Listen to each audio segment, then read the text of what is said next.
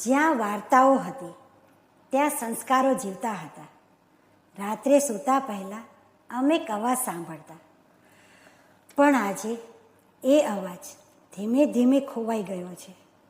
મોબાઈલનો નહીં, ટીવીનો નહીં, પણ દાદા દાદીએ કરેલી વાર્તાનો એ ધીમો અવાજ.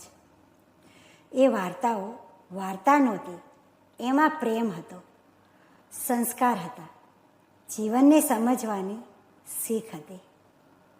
દાદા જ્યારે ધીમા અવાજે કહેતા, તું હંમેશા સાચું બોલજે, ભલે ને હારી જાય. એ શબ્દો આજે પણ દિલના ખૂણામાં ક્યાંક જીવતા છે. આજે ઘરમાં શાંતિ છે, પણ વાર્તાઓ નથી.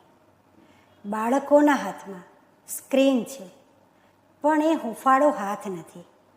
ન હસતી આંખો, ન ગળે લગાવવાનો પ્રેમ. સ્ક્રીન માહિતી તો આપે છે, પણ સંબંધ નથી શીખવતી. બાળક ધીમે ધીમે મોટું થઈ જાય છે, પણ અંદરથી ક્યાંક એકલું રહી જાય છે. ચાલો ફરી નવી શરૂઆત કરીએ. થોડો સમય ફોનને નીચે મૂકીએ, બાળકોને પાછી વાર્તાઓ આપીએ. જ્યાં સંસ્કાર હતા, પ્રેમ બોલતો હતો, એ ઘર ઘર લાગતું.